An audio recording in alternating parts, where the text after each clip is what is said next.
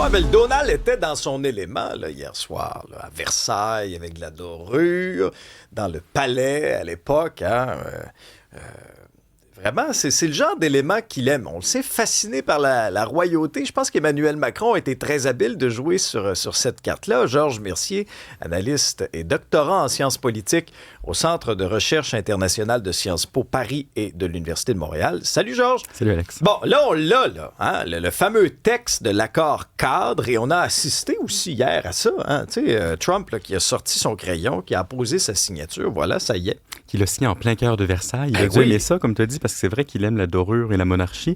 Bon, c'est quand même assez ahurissant. Moi, jusqu'à temps que je puisse lire ces 14 points-là, je t'avoue que je n'y croyais pas. Je ne pensais pas que les Américains vraiment allaient faire des concessions si immenses envers les Iraniens. Je ne peux pas croire qu'on allait se rendre jusque-là, parce que Donald Trump viole à peu près toutes les lignes rouges qu'il s'était lui-même fixées. Bon, disons une chose tout de suite, ça demeure un accord d'entente. C'est pas encore fait, on n'a pas encore libéré des avoirs iraniens, mais on compte le faire bientôt. Parce qu'au final, ce qui s'est produit, c'est que Donald Trump a décidé qu'il faut donner une carotte gigantesque au régime iranien pour les convaincre de rouvrir la navigation dans le détroit d'Ormuz, ce qui n'était pas du tout le principal objectif de guerre. Parce que rappelons-les quand même, quels étaient-ils? Bien, à peu près un changement de régime, s'attaquer au programme de missiles iranien, s'attaquer au nucléaire et s'attaquer au soutien des milices comme le Hezbollah qui déstabilise la région. Sur ces 4 éléments-là, on n'a rien gagné jusqu'à maintenant.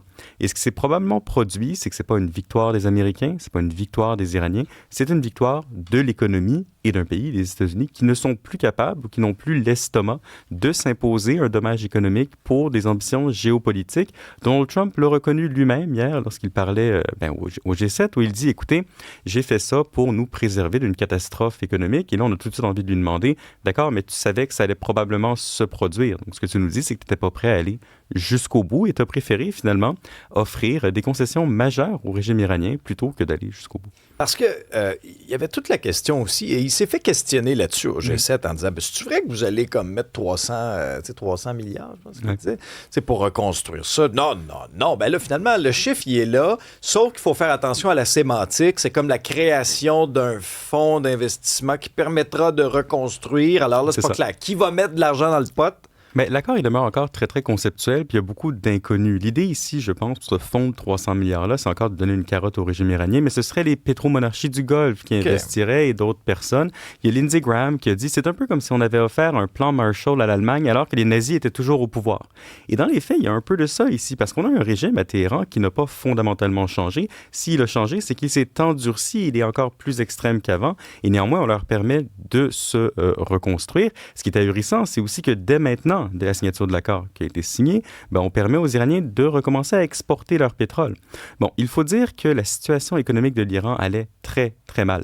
L'inflation alimentaire était de 131%. C'est des millions d'Iraniens qui ont perdu leurs emplois. L'Internet avait été coupé, donc il y avait un impératif pour les Iraniens de redémarrer la machine économique. C'est une possibilité que leur offrent les Américains. Et là, on a envie de se dire, l'accord est tellement bon pour les Iraniens qu'on ne voit pas pourquoi eux remettraient en doute leurs paroles.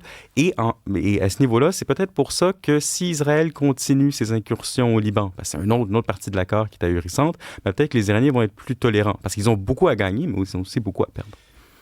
Moi, un peu des réactions à l'international, parce que je regardais la publication de Trump sur son réseau social Truth. Là. Il n'est pas particulièrement content là, des critiques qu'il reçoit. Il dit, moi, ceux qui me critiquent, c'est soit des jaloux, soit des mauvaises personnes, soit des gens stupides. Ça, c'est pas nouveau. On est habitué à ce qu'ils disent ça. Je pense que la réaction à l'international, elle s'explique de deux manières. C'est que je pense que pour la plupart des leaders, le danger d'une crise économique majeure était pire que le danger d'un Iran qui aurait éventuellement une arme nucléaire. Et l'arbitrage qui a été fait, c'est de dire, écoutez, oui, ça ne règle pas le problème nucléaire, mais c'était un problème secondaire. Le problème principal, c'était vraiment cette crise de l'énergie qui aurait pu arriver. Donc, les gens, oui, sont déçus de cet accord-là, parce qu'à peu près tout le monde, à part Donald Trump, comprend que ça ne règle pas les problèmes qu'il fallait régler et qui sont de véritables problèmes. Parce que, juste qu'on comprenne bien, là, si l'Iran devait à terme se doter d'une arme nucléaire, tous les pays de la région se doteraient d'une arme nucléaire. Et un des miracles du 20e siècle, c'est qu'on n'ait pas eu de catastrophe nucléaire parce qu'on a eu un régime de non-prolifération. Donc, c'est un vrai enjeu, mais les dirigeants des puissances occidentales et des puissances asiatiques voyaient bien que l'économie s'en allait nulle part et qu'il fallait mettre fin à ça. Donc, on soutient Trump parce qu'on ne veut pas que la guerre se poursuive. On demeure très, très déçus du résultat qu'on a. Ça, c'est pour les réactions internationales. Mais pour ce qui est des partisans de Trump, parce qu'on ramenons-nous là, à la campagne. Là. Lui, il dit, bon, c'est l'Amérique en premier. Moi, là, j'interviendrai pas trop sur ce qui se passe ailleurs dans le monde. Je vais m'occuper de mes affaires. On va s'occuper de l'Amérique, des États-Unis, qu'on va toujours placer en premier. Puis les autres, ils s'arrangeront avec leurs problèmes. C'est pas ce qu'on voit depuis le début de son Trump 2.0, son deuxième mandat. Tu fais très bien de le rappeler, Alexandre, parce que Trump a quand même revenu sur sa promesse phare de ces deux campagnes, à savoir plus d'intervention à l'étranger, l'Amérique d'abord, ce qu'on avait souvent compris comme l'Amérique seule et isolée chez elle. Et ses partisans ont dû faire des contorsions mentales pour soutenir l'effort iranien, parce que pour un certain pourcentage des Américains, tout ce que Donald Trump dit est vrai. D'accord? Donc, s'il leur dit « je le fais pour vous », ils le croient. Néanmoins, au niveau des sénateurs républicains qui, eux, suivent la géopolitique américaine depuis très longtemps, c'est très difficile à accepter. Bill Cassidy, le sénateur de la Louisiane, qui a été défait dans une primaire, a quand même dit que Ronald Reagan devait se retourner dans sa tombe, que c'est la plus grande erreur de géopolitique. John Thune, le leader du Sénat, n'est pas certain qu'il est d'accord, notamment avec ce fonds de 300 milliards-là. Et donc, ce qui s'engage aux États-Unis à partir de maintenant, c'est une deuxième bataille pour contrôler l'opinion publique. Et la grande inconnue, c'est est-ce que Donald Trump, ce serait pas surprenant parce qu'il a quand même été chanceux, Donald Trump va être capable d'enrober ça, d'en faire un récit qui pourra convaincre ses partisans et peut-être un peu au-delà de ses partisans. Sinon, on ne cessera pas de lui rappeler jusqu'aux élections du mandat. L'autre gros dossier du président, c'était les taux d'intérêt. Lui, il avait d'ailleurs été très dur avec le président de la Fed, Jerome Powell, qu'il appelait « Too Late Powell » parce qu'il le trouvait trop lent. Lui, il lui avait demandé de baisser les taux d'intérêt. Ce que Powell avait toujours refusé de faire. Il a toujours tenu tête là, au président américain. Powell est parti. Son successeur a été nommé Kevin Warsh. Et là, on surveillait sa première décision.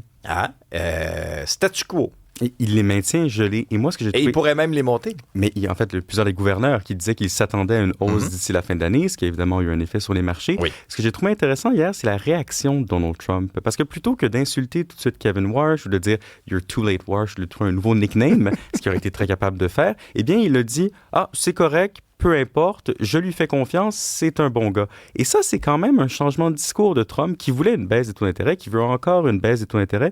Et je me demande si c'est pas parce qu'il est conscient, Donald Trump, aujourd'hui, que son soutien au niveau du Parti républicain, il s'effrite. Puis toutes les normes qu'on lui permettait de bafouer jusqu'à maintenant, notamment l'indépendance de la Banque centrale, qui est une valeur cardinal pour, disons, l'orthodoxie économique américaine, je me demande s'il se disait pas, écoutez, là, j'ai plus le capital politique pour aller insulter mon propre gouverneur de la Banque centrale, le président de la Banque centrale.